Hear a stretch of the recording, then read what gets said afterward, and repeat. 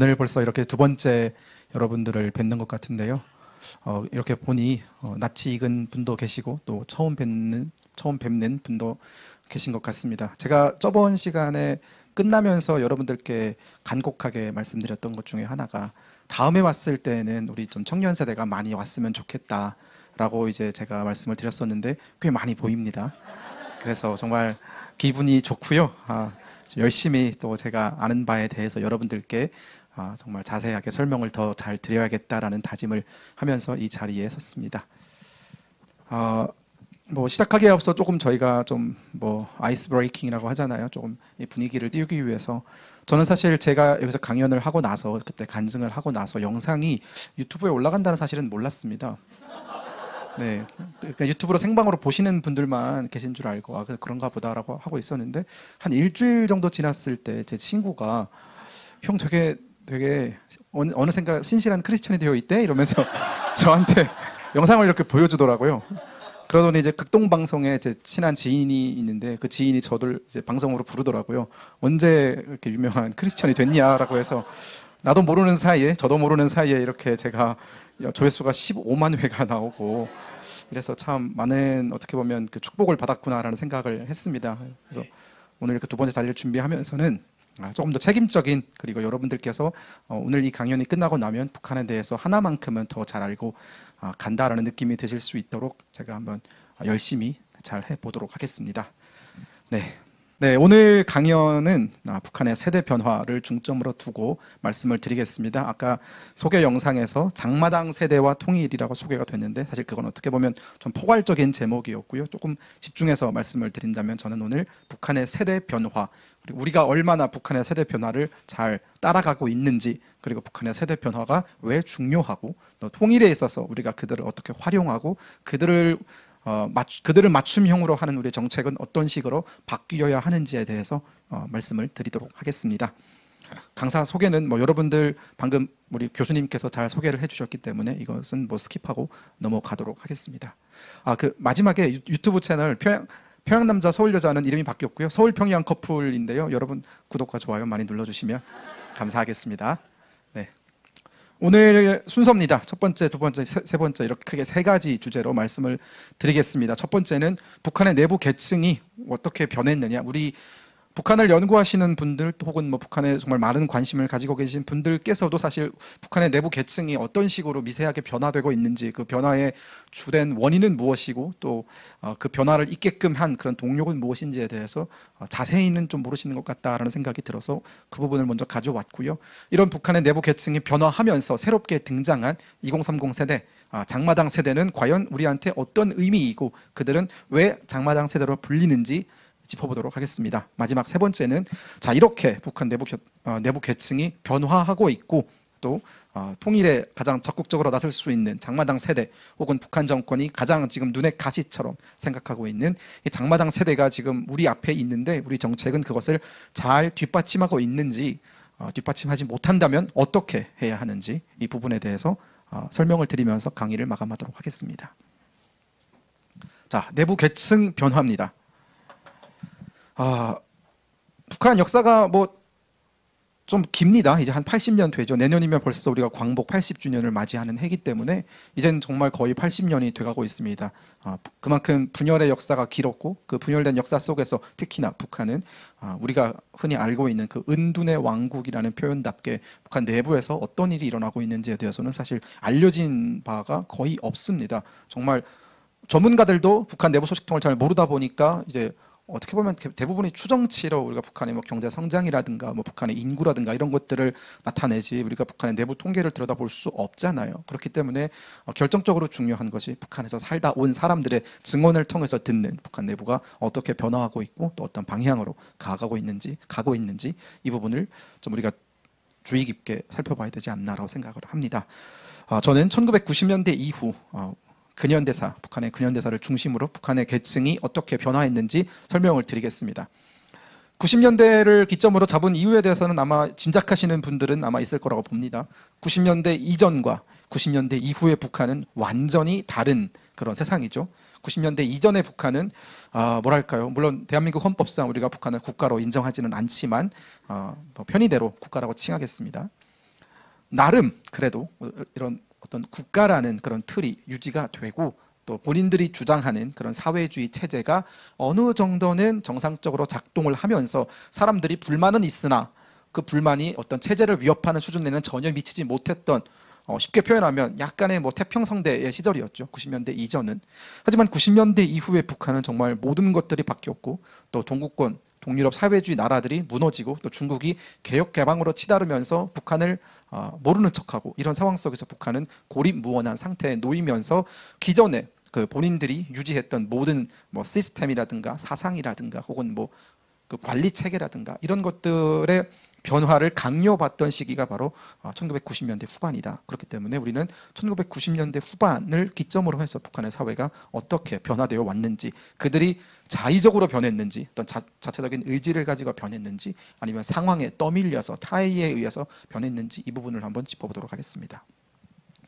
자, 우리가 90년대 하면 가장 먼저 북한 역사에서 우리가 빼놓고 설명할 수 없는 것이 바로 고난의 행군입니다. 1995년에 시작을 해서 1998년에 끝났죠. 뭐 학자마다 끝난 시기는 좀 다릅니다. 뭐 2000년대까지 이어졌다라고 하는 사람들도 있고, 또 어떤 조금 강하게 주장을 하시는 분들은 그들은 고난의 행군이 끝난 적이 없다라고 주장을 하시는 분들도 있지만, 대부분의 전문가들이 공통적으로 합의를 본 지점은 95년부터 98년까지다. 그렇기 때문에 오늘 여러분들께 95년부터 98년까지로 설명을 드리겠습니다.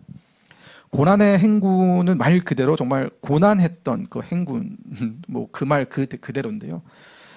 얼마나 어려웠냐면 북한이 당시 우리가 북한 노동당, 그 중앙당에서 근무하던 사람들에게조차 배급을 할 수 없는 그런 지경이 바로 고난의 행군 시기였습니다.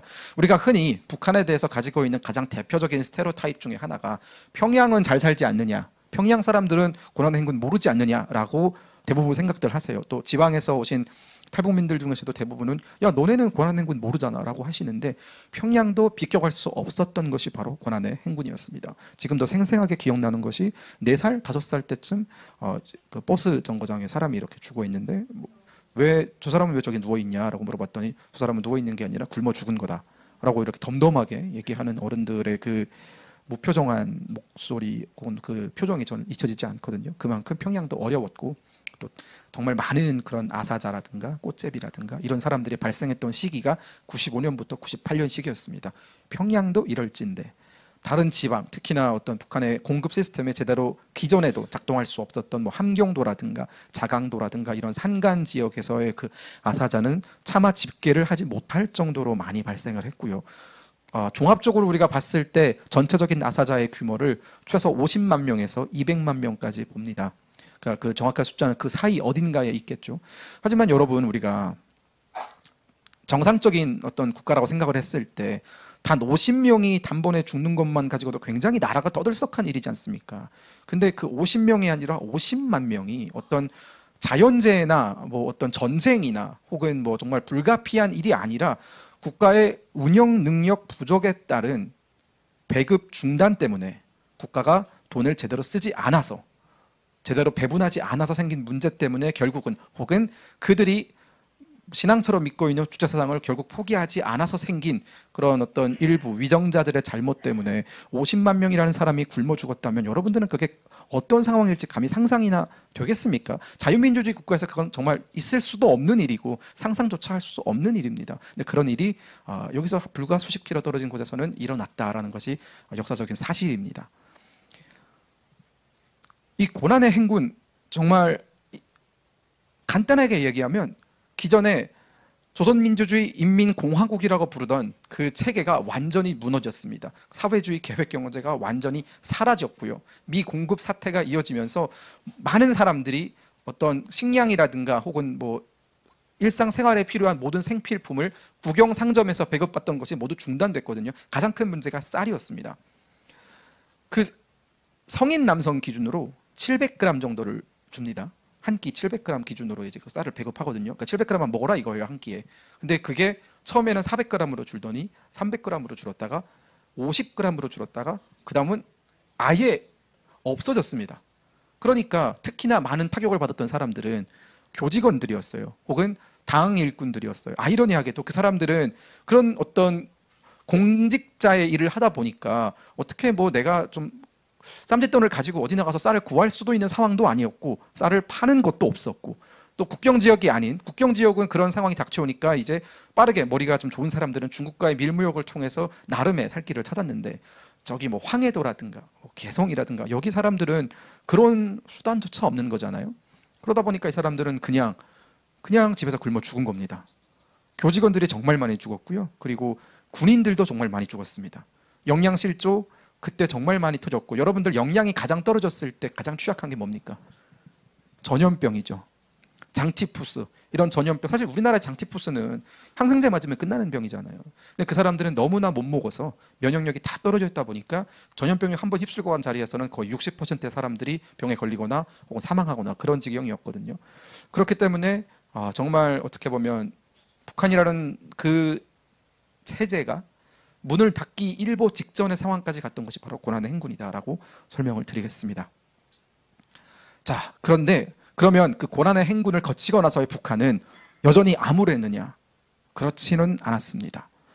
저는 항상 이런 얘기를 합니다. 우리 한반도에 살고 있는 사람들은 정말 영특하다. 정말 머리가 좋다. 어떤 상황 속에서도 결국은 자생할 수 있는 능력을 가진 사람들이다라고 저는 생각을 하거든요. 여러분 안 그렇습니까? 우리가 제가 아까 80주년이라고 말씀을 드렸는데 80년 전까지만 해도 우리 국민 어느 누구도 이승만 대통령을 제외한다면 자유민주주의가 뭔지는 몰랐던 사람들 아닙니까? 하지만 80년 만에 우리나라는 지금 여기 와 있죠. 그런 어떤 우리 민족의 아이덴티티, 그런 DNA는 사실 북한 사람들 속에서도 여전히 발휘되고 있다라고 저는 설명을 드리겠고요. 네. 국가가 공급을 해주지 않자 이제 사람들은 자생적인 시장을 만들기 시작했습니다. 당연히 불법이겠죠. 계획경제 하에서 국가가 공급해 주지 않는 것에 대해서 개인들이 어떤 사적인 용도에 의해서 물건을 주고 팔고 한다는 것은 북한의 기존 입장에서는 전혀 상상도 할 수 없는 일이었습니다. 개인의 자산이 생겨나는 거잖아요. 결국은 자본가 계급이 생겨난다는 거기 때문에 이것은 자본주의의 맹하다라고 하면서 북한 당국이 정말 철저히 감시하고 통제했습니다. 하지만 그들이 결국 통제할 수 없었던 건 생존을 향한 인간의 본능 같은 거였습니다. 이 시장이라는 것이 결국은 북한 당국은 여기에 두 손 두 발을 다 들었습니다. 1999년부터 2002년까지 그 3년 동안 처음에 이 시장을 장마당이라고 부르지 않았어요. 메뚜기 시장이라고 불렀어요. 왜 메뚜기 시장이라고 불렀냐면 장사꾼들이 이렇게 모여서 장사를 하다가 단속이 옵니다. 야 저기 단속 떴다 이러면 이 사람들이 후루룩 짐을 싸서 저쪽으로 옮겨가는 겁니다. 거기서 또 단속이 뜨면 또 다른 데로 옮겨가면서 계속 장사를 하는 겁니다. 그렇게 하다 보니까 결국은 이 사람들이 옮겨가면서 장사를 해서 메뚜기 장사꾼이다라는 얘기가 있었는데 북한 당국이 3년 동안 통제를 했는데 전혀 통제가 안 되는 걸 보면서 결국은 본인들의 생각을 바꿉니다. 제가 앞서 이런 말씀을 드렸잖아요. 자의에 의해서 변했느냐 혹은 타의에 의해서 변했느냐. 북한 당국은 철저히 상황에 내몰려서 장마당이라는 시스템을 허락했습니다. 그게 2002년 7월 1일 경제관리 개선 조치라는 그런 국가가 법적으로 어떤 그런 체계를 만들어서 그래 그러면 오늘부터 장사를 하도록 허락해 주겠다. 장사를 해라. 대신 국가가 이렇게 장마당이라는 공간을 만들어 줄 테니까 거기 다 모여서 하고 세금을 내라고 했습니다. 장사세죠. 근데 사람들은 그때 환영을 했습니다. 차라리 그렇게 하게 해달라고. 우리가 버는 금액의 일정 부분은 자릿세로 낼 테니까 건드리지 말아라. 당신들이 우리를 먹여 살리지 않는 것에 대해서 뭐라 하지 않을 테니까 국가의 책임 같은 거 물을 생각 없으니까 우리가 먹고 사는 행위에 대해서 간섭하지 말아라라고 대놓고 요구하는 사람들이 생겨난 겁니다. 결국 그게 바로 장마당이 생겨난 겁니다. 2002년에 장마당이 처음 생겨나서 그때 초기 장마당이 어디에 생겼냐면 평양시 중구역이라는 우리말로 따지면 강남 같은 곳이거든요. 거기에 가장 먼저 장마당이 생깁니다. 거기에 이제 시범적으로 장마당을 하나 열었는데 장사꾼들이 너무 많은 거예요. 그러니까 어느 정도 시범적으로 운영되다 보니까 자리가 제한되어 있을 것 아니에요. 근데 그 예를 들어서 우리가 100석이라고 칩시다. 그러면은 100석이면 100명만 가야 되는 거잖아요. 한 800명이 간 겁니다. 그러니까 그 주변에 이렇게 장사진을 치고 장사를 하는 풍경이 보이니까 북한 당국이 이 사람들한테 자릿세를 받으면 쏠쏠하겠는데 이런 생각을 한 겁니다. 영악하죠. 그래서 그래 그러면 통일거리에 하나 더 만들어 줄 테니까 거기 가서 옮겨가서 해라 라고 그렇게 하나씩 풀어주기 시작한 게 결국은 아까 PPT에 나왔죠. 400개가 됐습니다. 네. 이 400개라는 숫자는 제가 임의적으로 뽑아낸 숫자가 아니라요. 미국의 워싱턴에 소재를 두고 있는 CSIS라고 하는 전략문제연구소에서 만들어낸 그들의 어떤 결과 보고서에 따르면 현재 400여 개의 굉장히 큰 규모의 장마당이 북한 전역에 존재한다라고 밝혔고 그 위성 지도까지 이렇게 만들었습니다. 결국은 이게 바로 자본주의죠. 자본주의의 맹하입니다. 시민들의 요구에 의해서 북한 당국이 물러난 겁니다. 어차피 본인들의 능력으로는 이 많은 사람들을 먹여 살릴 수 없다라는 것을 본인들도 깨달았고 자릿세를 받으면서 이들을 적절히 통제만 할 수 있다면 이 시스템도 나름 해볼 만한 시스템이겠다라고 생각을 했고 이걸 주도한 사람이 당시 2002년 장성택이었습니다. 그게 이제 결국은 400개로 이루어진 거고요.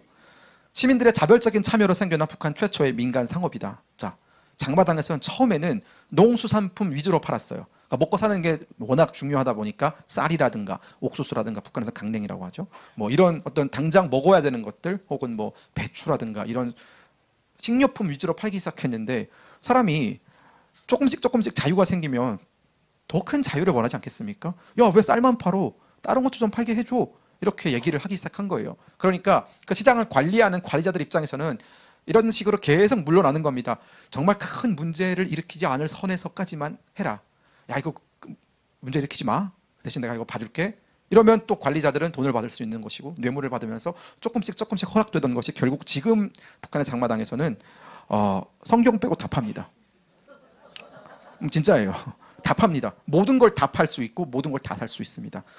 우리가 그 사랑의 불시착이라는 드라마를 보면 거기서 막 남한 제품 샴푸도 팔고 뭐 린스도 팔잖아요.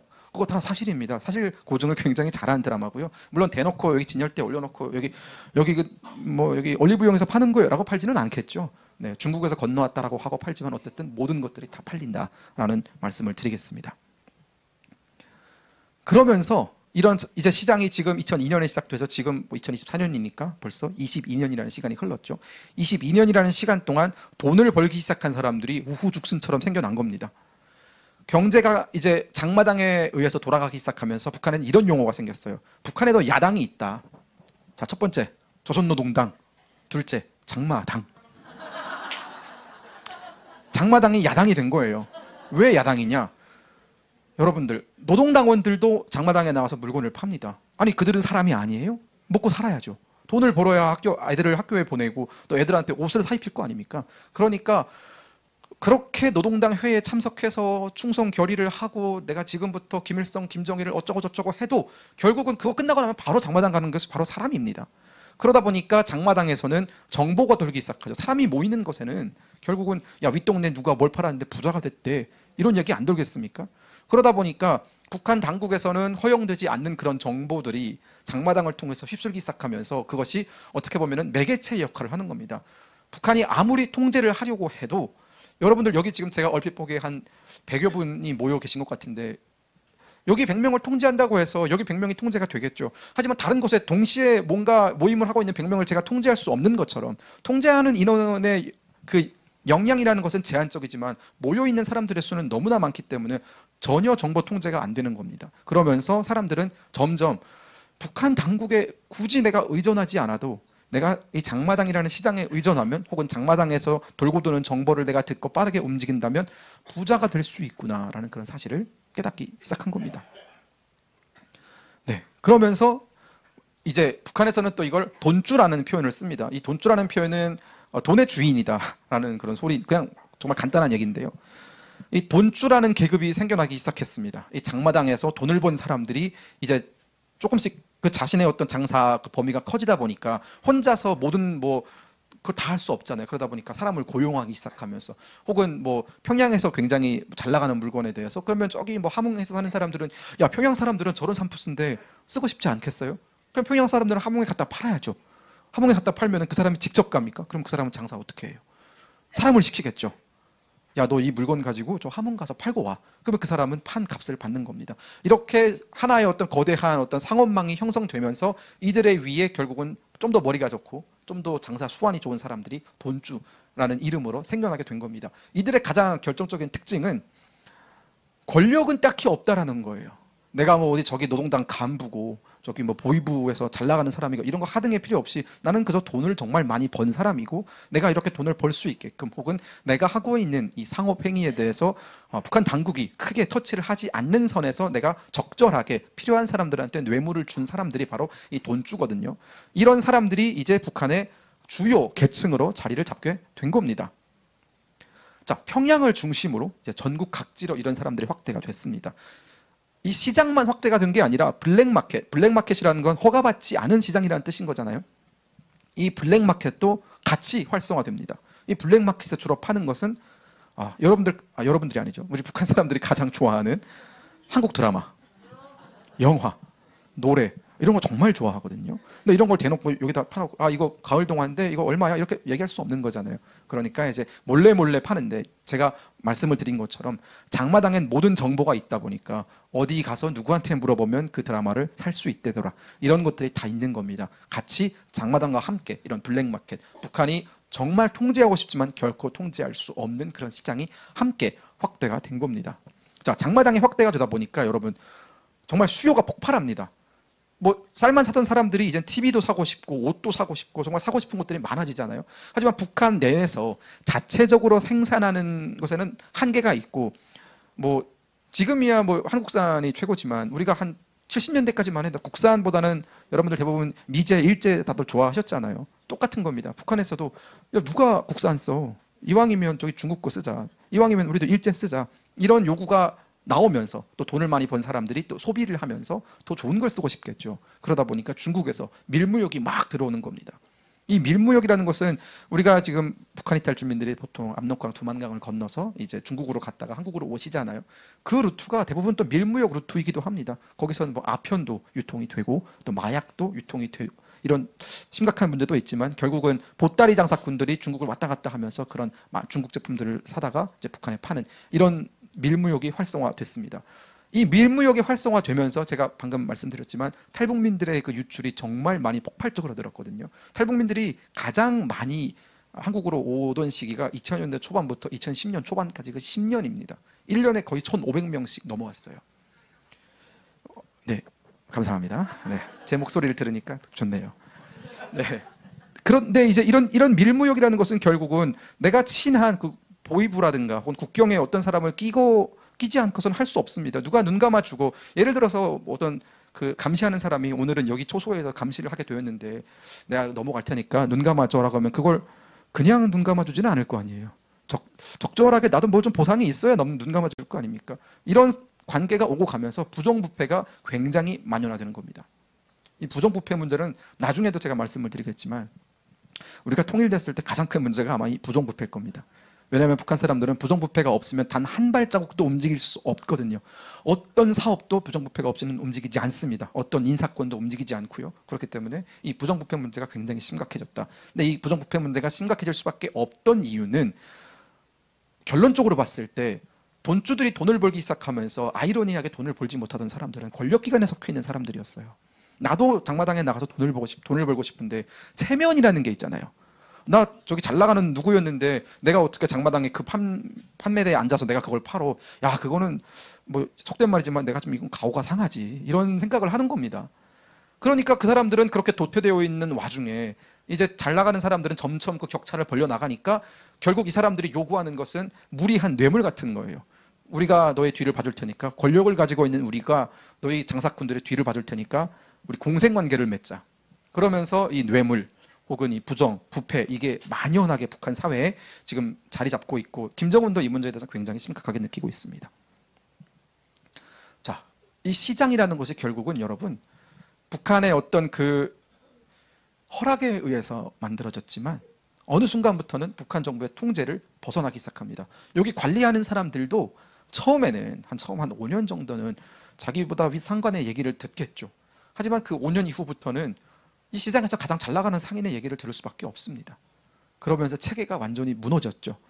북한 당국은 북한의 예를 들어서 뭐 중앙당이라든가 뭐 계획을 짜는 사람들은 장마당에서 현재 어떤 물건이 어떤 가격에 유통되는지 전혀 모릅니다. 알 수가 없죠. 그리고 가장 고질적인 문제, 환율. 북한의 공식 환율은 아무도 모릅니다. 왜냐하면 공식 환율대로 달러와 북한 돈 사이에 거래가 되지 않거든요. 그 어느 곳에서도 공식 환율대로 움직이는 건 없습니다. 이 모든 환율은 어디서 결정되겠습니까? 장마당에서 결정됩니다. 장마당에서 돈주들에 의해서 환율이 결정됩니다. 돈주들이 내가 봤을 때 요즘 경기가 좋다 이러면 환율이 올라가는 거고요. 요즘 경기가 별로다 이러면 환율이 내려가는 겁니다. 이들의 어떤 이해관계에 의해서 환율이 결정되지, 북한 당국이 환율을 결정하는데 어떠한 단 요만큼의 영향력도 못 미치는 겁니다. 그래서 북한 당국이 2008년에 화폐 개혁을 한 거예요. 야, 이거 우리가 나름의 국가인데 달러가 너무 없다. 그리고 지금 사람들은 심지어 평양 시내에서는 오직 달러로만 음식을 파는 레스토랑들이 생겼거든요. 뭐 냉면, 여러분들 좋아하시는 평양냉면 한 그릇에 제가 기억하기에 5달러였습니다. 5달러? 근데 이제 여러분들 그 5달러라는 돈이요, 굉장히 웃긴 게 노동당 간부, 노동당의 뭐 과장급이라고 칩시다. 우리 공무원으로 따지면 한 4급 정도 돼요. 네, 4급 정도 되는 사람은 서기관이죠. 서기관 되는 사람의 월급이 2불 정도입니다. 냉면 한 그릇을 못 먹는 거예요. 네. 그러니까 이 사람들은 속에서 열불이 나겠습니까? 안 나겠습니까?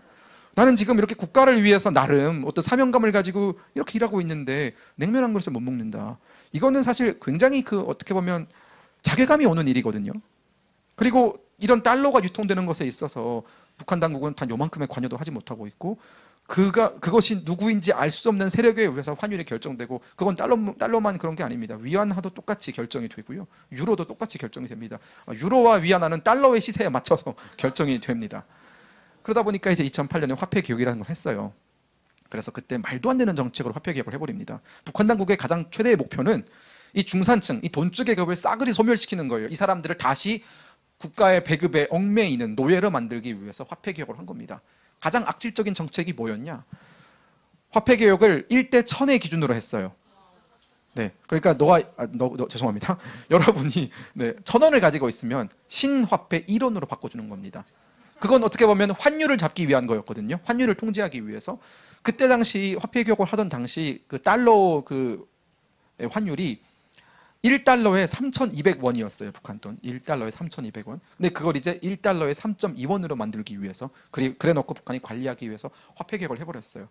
자, 그러면 여러분, 비율은 이해가 됩니다. 대부분 다 화폐 개혁은 그렇게 하니까요. 근데 가지고 있는 돈을 다 바꿔줘야 되잖아요. 근데 한 사람당 10만 원씩만 바꾸게 했습니다. 그러니까 내가 1000만 원을 가지고 있는데 바꿀 수 있는 돈은 10만 원밖에 없는 거예요. 그래서 사람들이 물어볼 거 아니에요. 그러면 990만 원은 어떻게 해요? 그럼 휴지지 뭐. 이렇게 된 겁니다. 여러분, 거짓말이 아니에요. 정말 그렇게 바꿔졌어요. 이게 세대 구성원이 3명이고 성인 기준 3명이다 이러면 30만 원만 바꿔졌습니다. 그러니까 결국은 이걸 기획했던 사람들이 박남기인데요. 노렸던 것은 시중에 가지고 있는 사람들의 돈을 휴지 조각으로 만들어 버리고, 그리고 이 사람들이 달러를 가지고 있잖아요. 예를 들어서 지금 대부분의 부자들은 북한 돈이 아닌 달러로 가지고 있는데, 그 달러를 북한 돈으로 바꾸게 한 다음 최대한 10만 원이다 바꾸게 하려고 만든 거예요. 그러니까 북한 당국이 뭐라고 선포했냐면, 달러는 이제 공식적으로 북한이 지정한 은행에서만 바꿀 수 있다. 시장에서 바꾸다가 이제 환전하다가 걸리면 이거 큰 문제 된다라고 포고까지 서천했었거든요. 그런데 여러분, 굉장히 재밌는 일이 일어납니다. 자, 북한이 그렇게 공표를 했어요. 그리고 나서 일주일이 지났습니다. 사람들이 달러를 바꿨을까요? 아무도 안 바꿉니다. 왜냐하면 정말 똑똑한 사람들이기 때문에 어차피 이건 실패할 걸 알았던 거예요. 그때 가장 큰 손해를 본 사람들은 북한 돈을 수백만 원, 수천만 원어치를 가지고 있으면서 달러로 바꾸지 않은 사람들이었어요. 이 사람들은 왜냐하면 시장에서는, 장마당에서는 북한 돈으로 물건을 살 수밖에 없는 구조였거든요. 외화상점이나 달러로 운영되는 고급 레스토랑이나 고급 백화점이나 이런 데서는 달러로 샀지만, 북한에 여러분들 잘 아시겠지만 이 주민 구성이라는 게 모두가 다 달러를 쓸 수 있는 게 아니잖아요. 결국은 대부분의 우리 서민분들이나 중산층은 결국은 북한 돈을 쓸 수밖에 없는 구조다 보니까, 그 사람들에게 장사를 하는 사람들은 결국은 북한 돈만 가지고 있을 수밖에 없는 구조였고, 북한이 화폐 개혁을 할 때 보통은 우리가 한 3개월 전에 공지를 합니다. 콜라를 막기 위해서 화폐 개혁을 3개월 뒤에 하니까 정리하십시오 이렇게 할 거 아니에요. 북한이 이틀 전에 공지를 했어요. 네, 근데 그 전에 알았던 사람들은 이미 북한 돈을 다 달러로 바꾸고 버티기에 들어갔던 거고, 정보를 몰랐던 대다수의 사람들은 휴지가 된 거죠. 그래서 그때 정말 많은 사람들이 자살을 합니다. 네, 저희 아파트에서만 한 4명이 자살했어요. 그래서 그때 북한이 자살하지 말라고 포고까지 나왔었어요. 그리고 그 사태에 대해서 북한이 사과를 하거든요. 공식적인 사과가 이때 처음입니다. 이 화폐개혁 잘못됐다. 우리가 잘못했다. 그리고 사실 이 화폐개혁은 김정일과 김정은이 주도했거든요. 여러분 그러면 책임은 누가 져야 되는 겁니까? 김정일과 김정은이 져야죠. 하지만 박남기라는 그 아랫 단위에서 모든 행정 업무, 실무 업무를 주관했던 사람을 총살시키는 거로 끝맺음을 합니다. 그리고 이제 그 당시 그 총리, 북한에 총리가 없죠. 뭐죠? 아무튼 총리급에 해당하는 예, 내각 총리, 그렇죠. 네, 감사합니다, 교수님. 네, 교수님은 워낙 전문가시니까. 네, 내각 총리가 결국은 사과를 해요. 죄송하다라고 혼란을 끼쳐드려도 죄송하다라는 뉘앙스로 사과를 합니다. 근데 여러분, 사과로 그게 진정이 됩니까? 당연히 안 되겠죠. 수천만 원, 수억 원을 날렸는데 이제 여기서 미소를 짓는 사람들은 달러를 가지고 있는 사람들이었어요. 그거 봐라. 북한은 국가를 이끌 능력이 없다니까 저 사람들은 결국은 우리를 살려주는 건 달러야. 이러면서 오히려 그 뒤에 환율이 폭등합니다. 1대 3, 1대 4, 1대 5, 1대 6의 어떤 요 범위 내에서 왔다 갔다 한 달 정도를 유지했어요. 한 달이 벗어나니까 이제 이성의 끈을 놓아버린 거죠, 환율이. 그래서 여러분들 얼마까지 올라갈게요? 제가 1대 3천이라고 말씀드렸잖아요. 그 기전에. 얼마까지 올라갔을 것 같습니까? 1대 8,800까지 올라갑니다. 딱 한 달 뒤에요. 제가 그때 김일성 종합대학교 다니고 있을 때인데 저희가 그걸 보면서 이거 우리나라 망했구나. 망했구나라는 생각을 할 정도로 정말 사태가 심각했거든요. 그러면서 이제 장마당을 중심으로 하는 사람들은 그때 깨달은 거예요. 장마당이 최고다. 북한 너네 말은 전혀 믿을 게 안 되는구나. 이러면서 그때 굉장히 재밌는 북한 당국과 이 돈주 계급 사이에 거리가 벌어집니다. 북한 당국은 우리가 그렇게 얘기했음에도 달러 내놓지 않는 너희들 내가 언젠가 한번 손 봐준다 라고 벼르고 있고, 이 돈주 계급은 그거 봐라 우리가 얘기했지 않느냐, 쟤네 믿을 거 못 된다, 우리를 믿어라 라고 하면서 이렇게 갈라지는 거예요. 이게 바로 그 계층의 변화입니다. 중산층의 탈국가화. 이 사람들은 더 이상 북한에 충성을 본인의 어떤 아버지 세대나 할아버지 세대만큼 절대 하지 않는 겁니다. 여러분들 지금 제 설명 듣고 나서 그들이 하겠습니까? 당연히 안 하겠죠. 저도 한 이때쯤부터 의문을 가지기 시작했어요. 이건 뭔가 굉장히 심각하게 잘못됐구나. 아니 어떻게 화폐개혁을 이런 식으로 할 수 있나. 명색이 국가가 화폐개혁을 한 달 만에 말아먹고 뭐 차후 대책 같은 것도 없고, 이건 굉장히 문제가 있다라는 생각을 했었거든요. 자, 장마당 세대로 넘어가겠습니다. 여러분, 장마당 세대는요 누굴까요? 이 장마당 세대는 제가 앞서 설명드린 이 장마당에서 돈을 벌어서 부자가 된 이 돈주들의 자녀들이 바로 장마당 세대입니다. 2030 세대죠. 보통 90년대 이후에 태어난 사람들을 우리는 장마당 세대라고 부릅니다. 이들의 가장 큰 특징은 자기 부모 세대보다 더 북한 당국에 신뢰가 없고 충성심이 떨어진다라는 내용입니다. 떨어진다라는 겁니다. 자, 이들이 태어나자마자 어느 정도의 인지 능력을 갖추기 시작했을 때 이들의 눈에 보인 것은 제가 앞서 설명해드렸던 고난의 행군입니다.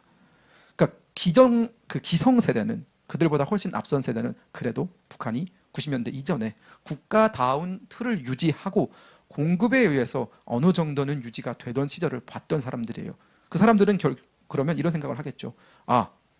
상황이 어려워진 것뿐이지 그래도 잘 살던 때가 있었다. 여러분들 뭐 다 잘 아시잖아요.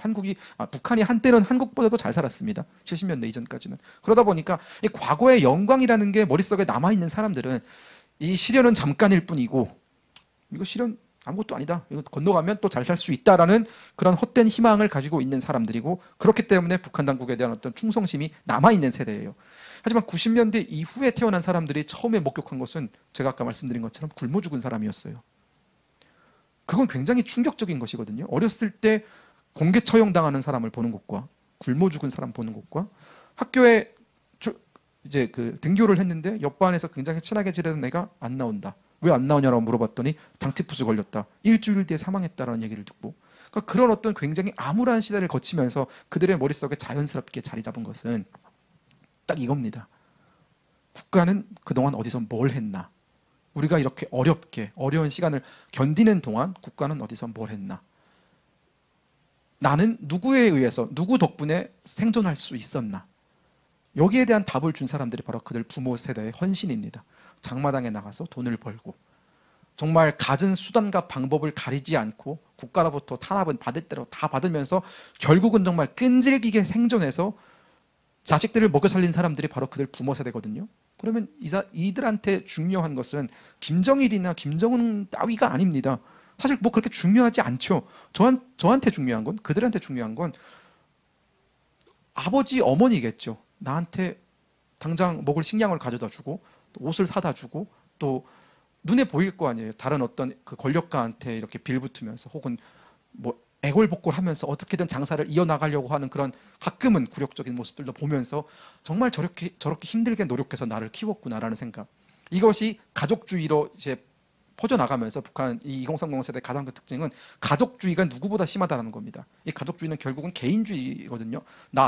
내 가족 이것 말고는 딱히 중요한 게 없지 라고 생각하는 세대가 바로 장마당 세대다. 북한에 굉장히 유명한 구호가 있습니다. 전체는 하나를 위하여, 하나는 전체를 위하여. 전체는 하나를 위하여는 이해를 합니다. 왜냐하면 북한의 모든 사람들은 다 김정일을 위해서 그러고 있거든요. 근데 하나는 전체를 위하여를 이해를 못합니다. 내가 왜? 이런 생각을 하는 겁니다. 나한테 뭘 해줬는데 내가 왜 전체를 위해서 뭘 해야 되지? 이런 생각을 하는 사람들이 바로 장마당 세대입니다. 장마당 세대의 특징은 이 국가에 대한 충성심이 정말 빈약합니다.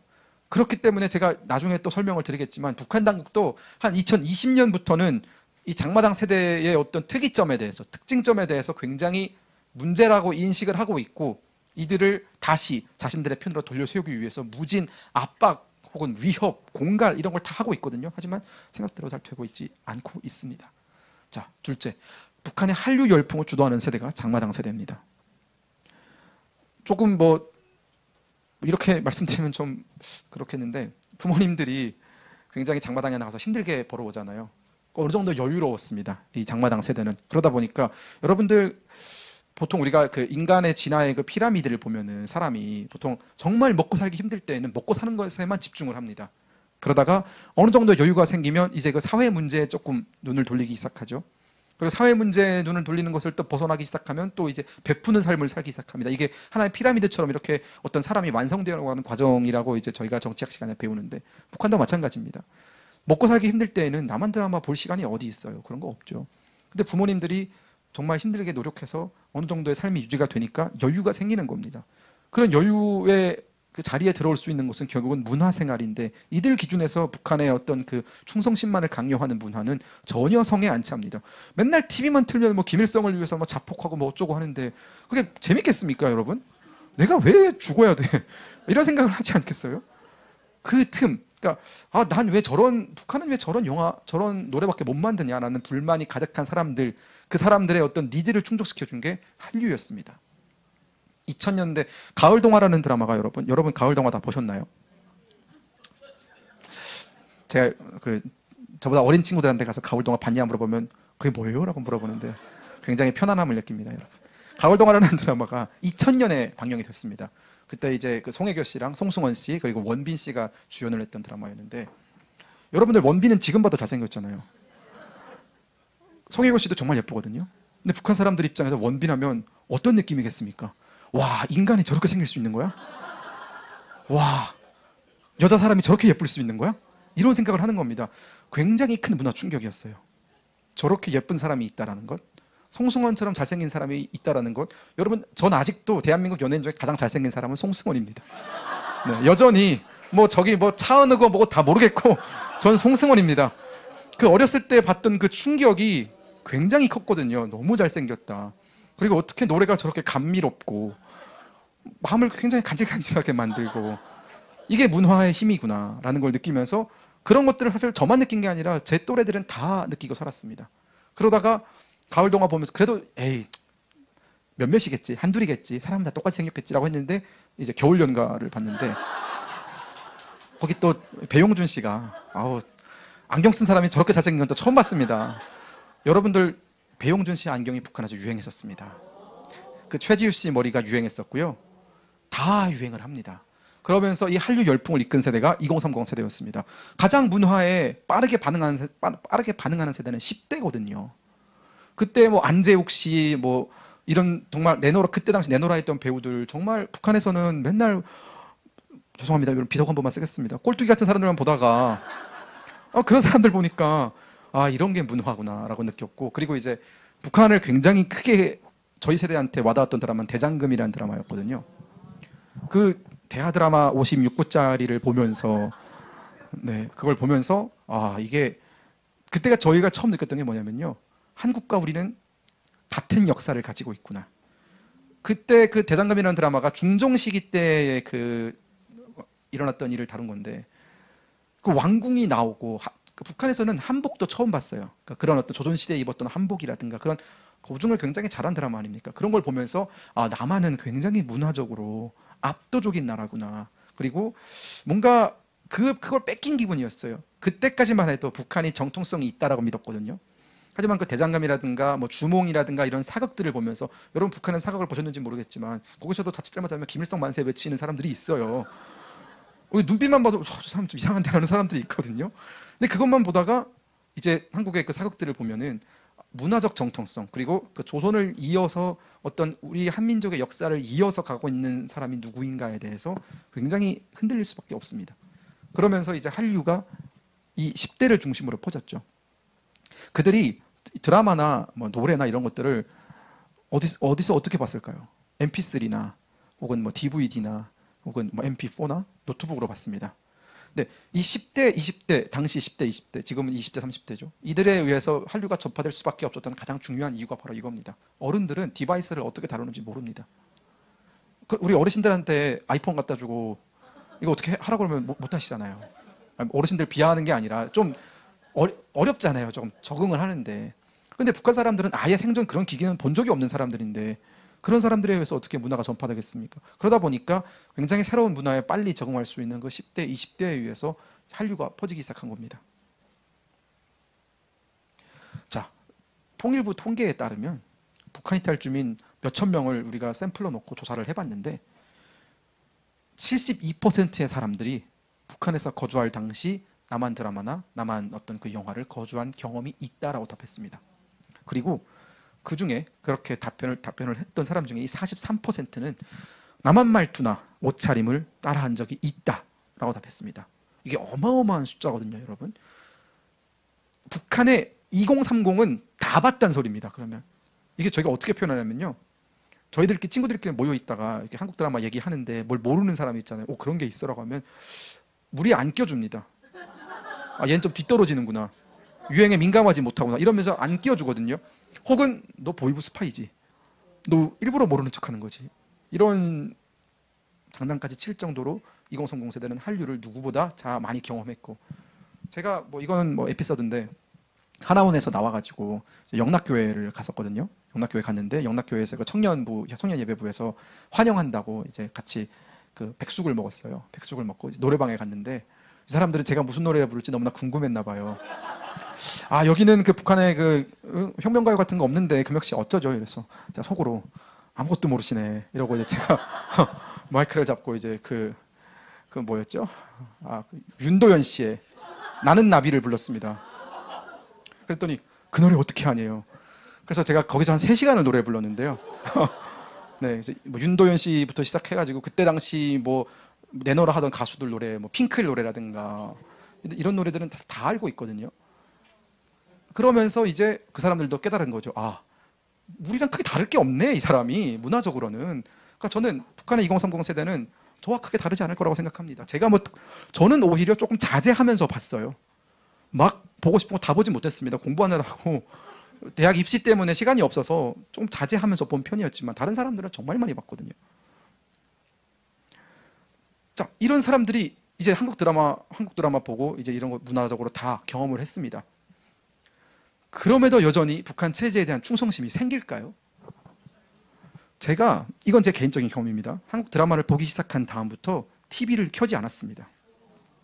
그래서 TV는 항상 먼지가 쌓였어요. 그래서 어머니가 항상 청소하실 때 TV 위에 먼지 닦아라, 이게 가장 첫 번째 오도였거든요. 그만큼 먼지가 쌓였고 한 번도 TV를 켜지 않았습니다. 북한에서 하는 얘기 듣기가 싫더라고요. 북한의 그 드라마나 영화 같은 것들이 너무 수준 낮아 보이고, 와, 어떻게 저런 걸 만드나, 저런 걸 만들어서 우리한테 보라고 하나라는, 물론 이렇게 생각하다가 제가 한 2번 정도 잡혀왔었는데 뭐 한 번은 제 친구한테 생일 선물로, 북한에서는 생일 선물로 남한 드라마를 주면 최고의 생일 선물입니다. 나만 드라마만 주면 안 되고 MP3나 MP4를 같이 줘야 그게 좀 더 비싸거든요. 근데 이제 제 친구한테 제가 MP3에다 이제 한 35곡 정도를 담아서 줬어요. 혼자 들어라고 했는데 이 친구가 조심성 없이 길거리에서 이렇게 이어폰을 꽂고 가다가 그 불식어문에 걸린 겁니다.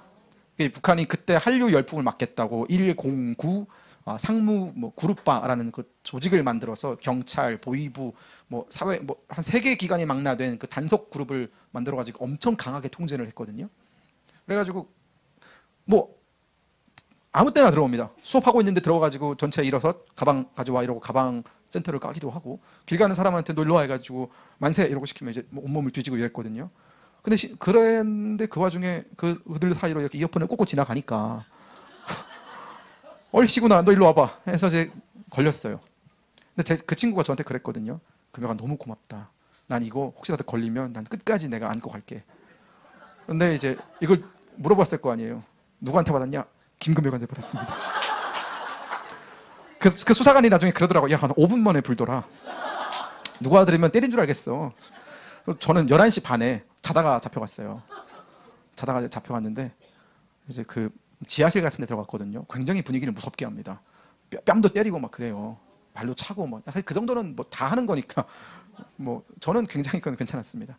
그런갑다고 앉았어요. 근데 이제 출처를 대래요. 그때 이제 머리를 생각을 해봤습니다. 이 출처는 저희 아버지거든요. 자, 여기서 내가 뭐라고 해야 살아나갈 수 있을까? 왜냐면 저희 아버지는 중국에서 이제 사업을 하시니까 이제 그 외교 행랑으로 그런 것들을 감시를 받지 않고 가지고 올 수 있습니다. 근데 아버지는 혼자 보려고 가져왔는데 저도 이렇게 문틈을 이렇게 보니까 뭘 보시더라고요.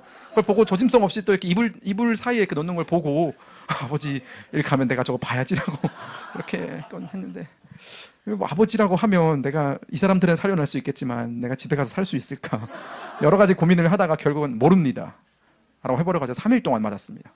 3일 동안 안 재우고. 근데 여러분 그 정도는 정말 괜찮은 거예요. 이거에 어이구 이러시면 안 됩니다. 이것 때문에 6개월 교도소 가는 사람도 있고요. 지금은 15년형을 받습니다. 네, 제가 나중에 설명드릴 거지만 지금은 15년형 혹은 이걸 유포시킨 사람, 제가 유포시킨 사람이잖아요. 사형입니다. 네. 나이가 12살이든 15살이든 50살이든 상관없습니다. 사형입니다. 그때가 좋았어요. 네, 그때는 조금 괜찮았습니다. 김정은이 미친 것 같아요, 여러분. 제가 갑자기 울컥해서 하는 말인데 약간 미친 것 같습니다. 아무튼 근데 그럴 정도로 이제 저는 근데 맞으면서 이런 생각이 들었어요. 아니 재밌어서 보는 건데 거기서 그 드라마 어디서도 김정일 욕하는 드라마 없고 북한 나쁘다고 하는 드라마 없어요. 다 그냥 사랑 얘기 아닙니까? 인간사 다 사랑 아니겠습니까, 여러분? 그런 애절한 사랑 얘기를 다루는데 이걸 왜 못 보게 하냐. 제가 수사관한테 물었어요. 약간 저도 좀 정신머리가 좀 온전치 못했던 것 같은데 아니 왜 못 보게 합니까? 그러니까 그 사람이 야 보지 말라는 건 당의 방침이다. 아니 그러니까 왜 못 보게 하냐고요. 그냥 보지 마. 못 보게 할 거면 대안을 주세요.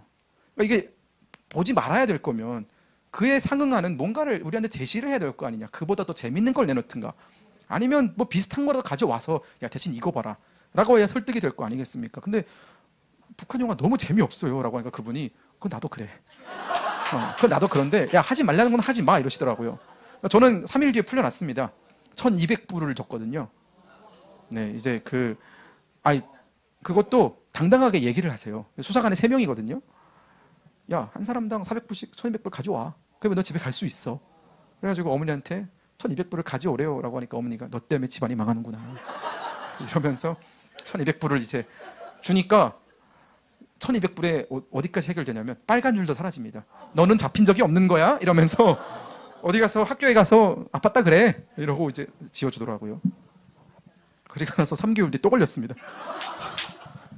또 같은 사람한테 불려갔어요. 그래서 그때 2000불 줬습니다. 그때는 가중처벌이었거든요. 아무튼 근데 저는 그런 과정을 저만 겪은 게 아니라 많은 어떤 그 10대들이 다 겪었었거든요. 그러면서 불만이 생기죠. 드라마 하나 봤다고 유치장에 가두고 저는 돈이 많았기 때문에 어느 정도 그 정도의 뇌물을 주고 빠져나갈 수 있었지만 그게 없는 친구들은 퇴학당하거나 뭐 다른 학교로 이제 안 좋은 학교로 가거나 이런 어떤 불이익을 당했거든요. 그런 불이익을 친구가 당했다는 것도 듣기도 하고 그러면 여러분 그런 소리 들을 때 무슨 감정이 생기겠습니까? 당연히 싫겠죠. 뭐 이건 이상하다, 이건 잘못된 것 같다라는 생각을 당연히 할 수밖에 없는 겁니다. 그러면서 그 과정을 거치면서 북한의 2030 세대는 점차 북한은 무언가 잘못된 방향으로 가고 있는 것 같다라는 생각을 하기 시작한 겁니다. 그리고 이 생각은 김정은도 똑같이 했습니다. 김정은도 북한의 장마당 세대가 지금 굉장히 위험한 생각을 하고 있다라고 공개적인 자리에서 얘기를 했습니다. 2022년 4월 8일에 이게 노동당 중앙 간부 회의 같은 거였어요. 굉장히 중요한 회의였는데 여기서 우리 청년들의 사상 정신 상태에서 심각한 변화가 일어나고 있다. 이들을 우리가 잘 추슬려서 다시 당의 품으로 돌아오게 하지 못한다면은 이들에 의해서 굉장히 큰 위기가 올 수도 있다는 얘기를 공개적으로 했어요. 북한 어떤 지도자가 인정한 것은 그만큼 내부의 문제가 심각하다는 뜻 아니겠습니까, 여러분? 네, 안 넘어가죠? 네.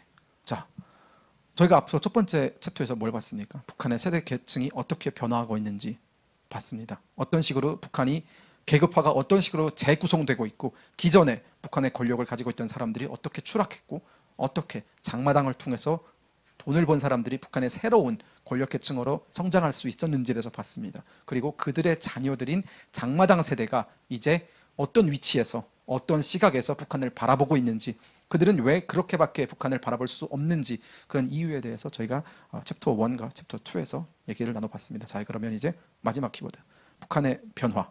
분명히 여러분, 북한은 변화하고 있습니다. 그리고 그 변화의 폭은 정말 큽니다. 과거에는 우리가 생각할 수 없는 수준의 변화가 일어나고 있습니다. 자, 이렇게 북한이 변화하고 있는데 제가 저번 첫 번째 강연에서도 여러분들께 정말 절절하게 호소드렸던, 북한이 이렇게 변화하고 있고 통일의 동력이 마련되고 있는데 우리는 과연 그 통일을 이룩할 수 있는 준비가 되어 있느냐라고 제가 그때 물었었습니다. 통일 준비라는 것은 우리가 한 40년 전부터 해오는 말이죠. 40년 전부터 통일을 위한, 통일부 왜 있는 겁니까, 여러분? 통일하기 위해서 있는 거잖아요, 통일부. 근데 여러분 느끼기에, 여러분 정말 솔직하게 체감하시기에 통일 준비 되어 있는 게 있습니까? 내일 당장 통일된다면, 우리는 지금 몇십 년 동안 통일을 준비하고 있는데 여러분 내일 당장 혹은 한 달 뒤에 통일이 된다면 그거 감당하시겠습니까? 여러분 통일이 과연 축복일까요? 통일됐을 때 모든 것이 다 만사형통 해결이 될까요? 저는 그렇게 생각하지 않습니다. 준비가 되지 않은 상태에서 맞이하는 통일은 굉장히 큰 혼란이고 그 자체로 우리에게 엄청나게 큰 시련일 수도 있습니다. 사실 이건 가능성 혹은 어떤 그 여부가 아니라 아마 제가 봤을 때 100%의 확률로 우리는 큰 혼란과 어떤 우리가 과거에 경험하지 못한 수준의 그런 길을 갈 수도 있습니다. 동독과 서독이 그랬거든요. 서독이 그렇게 잘 살았고 동독도 지금 북한과 비교할 수 없는 수준의 경제 수준을 유지한 상태에서 당시 서독과 동독의 경제력 격차는 4분의 1이었습니다. 지금 북한과 우리는 어떻습니까? 60분의 1. 우리가 70배, 뭐 어떤 데서는 뭐 100배 더 잘 산다라고 얘기하잖아요. 이런 상태에서 과연 우리가 통일을 했을 때 그 통일을 잘 컨트롤할 수 있을까? 저는 굉장히 심히 걱정됩니다. 변화가 존재합니다. 변화가 존재하면 정책은 그 변화를 따라가야 합니다. 그 누구보다 빠르게 따라가야 하는 것이 그 정책입니다. 하지만 변화가 일어나고 있음에도 정책이 그 자리에 있다면 그것을 바라보면서 국민들이 느끼는 것은 아, 통일해서는 안 되는구나. 저렇게 변화 일어나고 있는데 지금 우린 여기 있으면 야, 통일 그거 하면 다 재앙 아니야? 이렇게 생각할 수밖에 없는 겁니다. 저는 그렇기 때문에 기회가 있을 때마다 변화는 우리가 정말 민감하게 캐치하고 변화가 생길 때마다 그것을 스터디하고 따라가야 한다. 어떤 때는 정책의 변화를 앞설 수도 있어야 한다라고 얘기를 하는 겁니다. 그래야 그런 정책이 항상 존재하고 그리고 국민들을 상대로 우리가 통일이 되었을 때 이러이러한 과정을 통해서 여러분 통일을 하겠습니다. 통일이 되었을 때 우리의 미래는 이러이러한 과정을 거쳐서 이렇게 갈 것입니다 라고 일목요연하게 설명을 할 수 있어야 국민들께서 설득을 하시지. 변화가 일어나고 있음에도 우리의 어떤 내부적인 대한민국 내부의 통일 동력이 바뀌고 있음에도 통일 여론이 바뀌고 있음에도 여전히 그 자리에 그냥 그 정책이 뭉개고 있는다면 저는 안 하는 게 낫지 않나 이런 생각을 하거든요. 저는 그렇기 때문에 항상 기회가 있을 때마다 정책이 변화를 따라가는 것이 아니라 정책의 변화를 앞서서 변화를 주동적으로 이끌어야 결국은 통일이 온다라고 말씀을 드립니다. 자, 북한의 2030 흡수 전략. 장마당 세대라는 말도 여러분 이제 나온 지 한 7년 됐습니다. 이게 이 단어를 처음으로 쓴 게 아까 제가 말씀드린 CSIS라는 그런 미국의 국책 연구기관에서 쓴 단어인데요. 이게 지금 벌써 7년 됐거든요, 여러분. 근데 7년 동안 장마당 세대 중요하다라고 얘기는 했는데 과연 그러면 저는 통일부에서 정책자문위원도 하고 있습니다만 제가 우리 회의할 때마다 늘 물어봅니다. 아니 국장님, 과장님도 사실 북한의 장마당 세대에서 잘 모르고 우리가 그 장마당 세대를 통일의 어떤 주역으로 키워내기 위해서 뭘 해야 될지도 모르는데 일반 국민들은 어떻겠습니까? 이 국장님은 사실상 2년 있으면 은퇴하신 분이고 과장님은 국장 자리만 노리시는 분이고 아니 그렇잖아요. 그러니까 공무원들이 이렇게 변화에 둔감하고 이렇게 통일을 이끌어 나가야 되는 주무부처에서조차 뭐 하려고 하는 의지가 없는데 우리가 어떻게 그걸 하겠습니까? 라고 제가 항상 얘기를 하고 이것은 단지 공무원 사회의 문제만이 아니라 정치권에도 똑같은 문제 아니겠습니까? 우리 여야의 정치인 중에 지금 누가 장마당 세대라는 그 키워드에 대해서 관심을 가지고 통일에 가장 적극적으로 나설 수 있는 세대가 저들이다라고 얘기를 하고 있고 또 누가 그들을 우리의 어떤 미래 성장 동력으로 삼고 계획을 하고 있고 여러분 눈에 보이십니까? 여러분 우리 22대 총선에서 중요한 화두 통일이었습니까? 아니었죠. 통일은 항상 누구나 중요하다고 얘기하지만 항상 중요한 화두는 아니었습니다. 왜냐하면 통일에 대해서 여러분들 제가 계속 말씀을 드리지만 통일로 가는 과정이 굉장히 지난하고 통일이 가져다 줄 어떤 그 미래에 대한 어떤 확실한 비전이 없고 그러다 보니까 그것이 그렇게 우리 국민들에게 인기 있는 이슈가 아닙니다. 표가 안 돼요. 그 통일이라는 주제를 가지고 우리가 선거를 치를 때 물론 대선에서는 뭐 표가 될지 모르겠지만 총선을 치를 때 대놓고 얘기합니다. 야 그건 표가 안 돼. 한동훈 위원장 저도 만나봤습니다. 통일에 대해서 긍정적인 생각을 가지고 있습니다. 하지만 통일에 대해서 우리가 어떤 전략과 정책으로 내놓자고 할 때 그건 표가 안 됩니다. 그러니까 이게 지금 굉장히 보편적인 인식입니다. 저는 그렇기 때문에 오히려 이런 어떤 위정자들이나 혹은 권력가들이나 공무원들이 아닌 여기에 앉아 계신 여러분들이 이렇게 새벽에 나와서 이런 얘기를 듣고 전파하고 이 영상이 전파되고 이런 과정이 결국은 우리 풀뿌리 통일운동의 한 축이 되지 않을까라는 생각을 합니다. 이거 지금 제가 장마당 세대를 타깃한 맞춤형 컨텐츠 전략 이거 막혔죠? 왜 막혔습니까? 문재인 정부 때 대북전단 살포 금지법 하면서 이거 막혔죠? 자, 한류를 활용한 북한 심리전 강화해야 됩니다.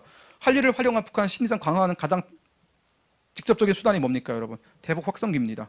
못하고 있죠? 네, 안 하고 있는 겁니다. 의지가 없는 거거든요. 자, 대북 심리전 강화하고 또 해당 조직에 대한 지원을 강화해야 된다. 우리 국정원 얘기하는 겁니다. 근데 여러분 국정원 대북수사권 그 대공수사권 지금 어디가 있습니까? 경찰로 이전됐습니다. 통째로 조직이 넘어가면서 국정원은 굉장히 유명무실한 조직이 되어버렸어요. 이것이 과연 통일을 위한 과정인가? 이것이 과연 옳은가? 이것도 결국은 문재인 정부 때 이루어졌습니다. 뭐 제가 이 자리에서 문재인 정부를 비판하려고 선 건 아닙니다. 근데 어쩌다 보니까 다 문재인 정부가 이런 일들을 했네요. 본의 아니게 비판을 하게 됐습니다. 자, 대북 정책의 고질적인 문제점입니다. 장기적인 관점에서의 전략이 부재합니다. 통일부에서도 여러분 정권에 따라서 계속 옷을 벗습니다. 사람들이 문재인 정부 때 잘 나가던 우리 2급, 3급 우리 우리 국장님들, 실장님들 지금 다 안 계시거든요. 그러면 이명박 정부 때 대북 압박 3천이라는 굉장히 획기적인 아이디어를 내놓고 추진하던 분들 정권 바뀌자마자 나가라는 압력받고 다 나갑니다. 결국은 우리는 우리 공무원 사회의 이 고질적인 문제, 보직이 계속 이동하고 정권에 따라서 정책의 어떤 그 견고함이 없이 여기에 갔다, 저기 갔다, 사라졌다, 뭐 다시 생겼다 이런 것들이 반복되면서 정책이 이어지지 않습니다. 여러분들 지금 뭐 햇볕 정책 보시면 우리 김대중 정부에서 노무현 정부로 한 10년 했잖아요. 그거 뭐 잘 이어졌다고 칩니다. 근데 또 그게 햇볕 정책을 또 할 거면 한 30년 하지. 그걸 또 끊겼습니다. 그럼 대북 압박 정책 10년 동안 또 우리가 또 굉장히 효과적으로 북한을 잘 관리했어요. 북한의 또 인권 문제 강하게 제기하고. 그럼 이것도 한 30년 해야죠. 근데 또 바로 바뀝니다. 그러니까 어느 장단에 춤을 맞출지 몰라서 그거 아십니까? 대선 때쯤에는 대선에 어떤 후보가 정확하게 당선될 것이다라고 당락이 결정되지 않은 시점에 모든 싱크탱크는 두 가지 보고서를 준비한다고 합니다. 보수가 집권했을 때에 내밀 수 있는 보고서와 진보가 집권했을 때 내밀 수 있는 보고서 두 가지를 준비한다고 합니다. 그들의 입맛에 맞추기 위한 것이거든요. 근데 여러분 통일을 위한 보고서가 그 위정자들의 입맛에 맞아야 되는 겁니까? 아니면 우리 국민들의 입맛에 맞아야 되는 겁니까? 당연히 통일을 통일이 왔을 때 직접적인 영향을 받는 우리 국민들의 입맛에 맞는 정책이어야 하는데 그렇지 않습니다. 모두 다 이 권력자들의 입맛에 따라서 그들의 사고방식에 따라서 정책이 바뀌거든요. 그렇기 때문에 제가 말씀드리는 것이 장기적인 관점에서 전략이 전혀 없다. 정권이 교체될 때마다 계속 바뀌고 있다. 정권이 교체될 때마다 그 분야에 종사했던 사람들은 다 옷을 벗고 나가고 그 싱크탱크에 근무했던 사람들은 다 다른 데로 쫓겨납니다. 이것이 지금 보수와 진보 둘 다 똑같은 문제입니다. 어느 하나 편들 거 없어요. 보수도 똑같은 문제가 있고요. 진보도 똑같은 문제가 있는 겁니다. 목표가 불분명한 전략입니다. 제가 여러 번 강조드리잖아요. 뭘 어떻게 하겠다라는 건데가 없는 겁니다. 저는 박근혜 대통령에 대해서 굉장히 좋은 감정을 가지고 있습니다만 비판을 한다면 통일은 대박이라고 합니다. 저는 그거 듣고 그게 뭔데? 그래서 뭐 어떻게 하겠다라는 건데? 통일 대박? 그 정도 쉬운 얘기는 누구나 할 수 있죠. 저기 유치원생도 할 수 있는 얘기입니다. 통일은 대박이다라는 얘기는 어떤 과정을 거쳐서 우리가 어떤 단계를 거쳐서 누구를 통해서 어떤 방식의 통일을 할 것인가에 대해서 얘기를 해야 되는데 그냥 통일은 대박이다. 그리고 보수 정부는 용기가 없습니다. 여러분, 우리가 통일이라고 했을 때는 어떤 통일이 우리의 기준이어야 합니까? 자유민주주의 체제 하에 통일이 우리의 기준이 되어야 되지 않겠습니까? 흡수 통일 왜 하면 안 됩니까? 아니 현실적으로 여러분 흡수 통일 말고 방법이 있습니까? 없습니다. 흡수 통일만이 통일의 유일한 길입니다. 그거 안 하고 북한이랑 사이좋게 지내면서 통일을 어떻게 합니까? 김정은이랑 우리가 사이좋게 지내고 좋죠. 기분은 좋을 수 있어요. 평양냉면 얻어먹으면 기분 좋습니다. 백두산 구경 한번 하고 오면 아이고 뭐 자기 손자한테 백두산 가봤어? 나 가봤어? 이렇게 할 수 있어요. 하지만 그게 통일로 이어지진 않습니다. 통일로 이어지기 위해서 가장 첫 번째 선결 조건은 김정은이 죽어야 돼요. 이런 얘기를 못 하는 겁니다. 용기가 없기 때문이에요. 이런 얘기를 했을 때 논란이 되면 어떡하지? 논란을 두려워하면 뭘 할 수 있습니까 우리가? 아니 태클 거는 사람은 어디에나 널려 있습니다. 통일에 대한 의지, 목표, 전략 이 세 가지만 확실하다면 여론은 따라옵니다. 여론이 가는 방향으로 가려고 하지 말고 여론을 이끌어야죠. 그것이 정치하는 사람들의 첫 번째 가져야 되는 덕목 아니겠습니까? 하지만 우리 보수 우파 정치인들은 그런 용기가 없습니다. 여론이 하자는 대로 합니다. 여론이 이쪽으로 가면 여기는 좌클릭인데도 여기로 갑니다. 이것이 국민 여론이라고 하면서 정치인은 그리고 사회, 문화, 정치를 선도하겠다고 나서는 사람들은 선도가 앞에서 이끄는 거 아니겠습니까? 여론을 따라가는 것이 아니라 어떤 때는 여론에 반할 때라도 1000명이 나를 지지하지 않고 10만 명이 나를 지지하지 않더라도 언젠가는 그들을 내가 설득시킬 수 있다라는 자신감 가지고 이끌어 나갈 때 결국은 우리가 굉장히 큰 걸 이뤄낼 수 있거든요. 자, 이런 과정 속에서 여러분 관심이 줄어들 수밖에 없습니다. 어떤 정치인 하나 통일에 대해서 명확한 비전을 제시하지 못하고 내일 당장 통일이 왔을 때 어떻게 할 것인가에 대한 어떤 구체적인 플랜도 없는 상태에서 사람들은 특히나 우리 MZ세대는 야 그렇게 아무것도 준비가 안 되어 있으면서 통일을 어떻게 한다는 거야. 또 그것보다 통일은 우리가 10년, 20년을 바라보고 해야 되는 건데 우리 MZ세대가 가장 심각하게 느끼는 건 통일이 아니라 당장 내일 내가 어디서 살아야 되고 내 직업은 뭐가 돼야 되고 이런 현실적인 문제거든요. 그러니까 이런 현실적인 문제와 장기적인 어떤 문제 사이에서 특히나 이 장기적인 문제는 비전도 안 보이고 이게 통일이 됐을 때 나한테 득이 될지 혹은 해가 될지 전혀 분간조차 할 수 없는 상황이기 때문에 통일을 반대합니다. 여러분 MZ세대가 통일 반대한다고 해서 뭐라 하시면 안 됩니다. 그건 그들대로 정당한 겁니다. 기성세대, 우리 기성 정치인들의 책임입니다. 통일에 대해서 그 MZ세대를 위해서 우리가 맞춤형 그 무엇도 제공하지 못했다라는 것, 오히려 통일이 그들에게 온전히 부담이 될 수도 있는 상황을 강요하고 있다라는 것, 이것에 대해서 우리가 먼저 인정을 하고 넘어가야 그 다음 대화가 될 것 같습니다. 자, 외교적 한계. 지금 우리가 이렇게 머뭇머뭇거리고 있는 사이에 다시 북한은 새로운 주인을 만났습니다. 요즘 러시아랑 그렇게 친하게 지낸다면서요. 중국이랑 멀어지고 이제 푸틴이랑 같이 친하게 지낸답니다. 푸틴이 내 말 잘 들으니까 김정은한테 11억짜리 차도 사주고 그러더라고요. 이것이 보여주고 있는 것은 여러분 단지 러시아와 북한이 친해지고 있다라는 사이에 그런 단편적인 문제가 아닙니다. 북한이 새로운 권위주의 세력에게 자신의 모습을 어필하면서 그 권위주의 세력을 하나로 뭉치고 있게 만들고 있다는 겁니다. 자, 우리 대표적인 권위주의 세력 러시아, 중국, 이란, 시리아, 북한 이런 나라들입니다. 북한이 우크라이나 러시아 전쟁에 무기를 대기 시작하면서 그 권위주의 진영 안에서 존재감을 뽐내고 있습니다. 저희는 반면 못하고 있죠. 살상무기 지원하면 안 된다라는 명칭하에 우리는 우크라이나를 직접적으로 지원하지 못하고 있습니다. 저는 한 가지 아쉬운 것은요, 여러분, 이것도 결국은 용기의 문제이고 지도자의 결단의 문제인데, 저는 이런 기회가 오히려 대한민국이 자유민주주의 진영에서 리더 자리에 올라설 수 있는 가장 좋은 기회라고 봤습니다. 어려움에 처해 있는 자유민주주의 국가 우크라이나를 우리가 도와주는 것, 우리가 어려움에 처했을 때 얼마나 많은 지원을 받았습니까? 수십 개 나라에서 정말 많은 군인들이 달려와서 우리의 민주주의를 지켜내지 않았습니까? 우크라이나가 저 러시아라는 정말 징글징글한 상대를 만나서 저렇게 정말 어렵게 싸우고 있는데, 우리가 고작 지원할 수 있는 것은 살상 능력이 없는 것에 국한되고, 그걸 결국은 우리의 잠재성을 우리 스스로 가두고 있는 겁니다. 근데 저는요, 통일이라는 건 똑같은 논리입니다. 우리가 만약 우리 스스로의 잠재성을 스스로 가두고 우리는 요 정도 캐파밖에 안 돼, 우리는 이것밖에 할 수 없어라고 계속 뒷걸음질 치는 외교를 하면 나중에 통일이 된다고 했을 때 어느 국가가 대한민국은 통일할 수 있는 능력이 있는 나라라고 믿겠습니까? 적어도 우리가 지금 뭐 중진국 외교 혹은 사강 외교, 이 외교 울타리 안에 갇혀서 아무것도 못하고 있는 이 상황을 깨치고, 누군가는 우리도 강대국이 될 수 있고 우리도 선진국으로서 자유민주주의 진영의 가장 맨 앞에서 이끌 수 있는 능력이 있다는 걸 보여줄 때 통일에 대한 외교적인 여론도 모아지지 않겠습니까? 저는 그렇게 생각하거든요. 대한민국이 통일을 할 수 있는 능력이 있다, 리더십이 있다, 통일된 대한민국은 훨씬 우리 자유민주주의 진영을 지켜낼 수 있는 그런 리더 국가가 될 것이다라는 여론이 퍼져야 그것이 미국을 설득할 수 있고, 그것을 일본을 설득할 수 있고, 결국은 우리의 캐파가 커지고 우리의 능력이 커지고 우리가 정말 존재감을 뿜뿜할 때 중국이 우리를 두려워하는 것이거든요. 지금 중국이 우리를 두려워합니까? 전혀 안 두려워하죠. 중국은 우리한테 계속 뭐 참기 어려운 막말에 가까운 그런 언사를 쓰면서 우리를 모욕하고 있잖아요. 저는 우리가 우리의 능력을 스스로 가두지 않고 우리가 정말 스스로 일어설 수 있을 때, 우리가 스스로 강대국이라고 우리 모두가 생각할 수 있을 때, 그때에 비로소 통일에 필요한 외교적인 환경도 만들어진다라는 생각을 합니다. 일본에 요시다 시오인이라는 사람이 있습니다.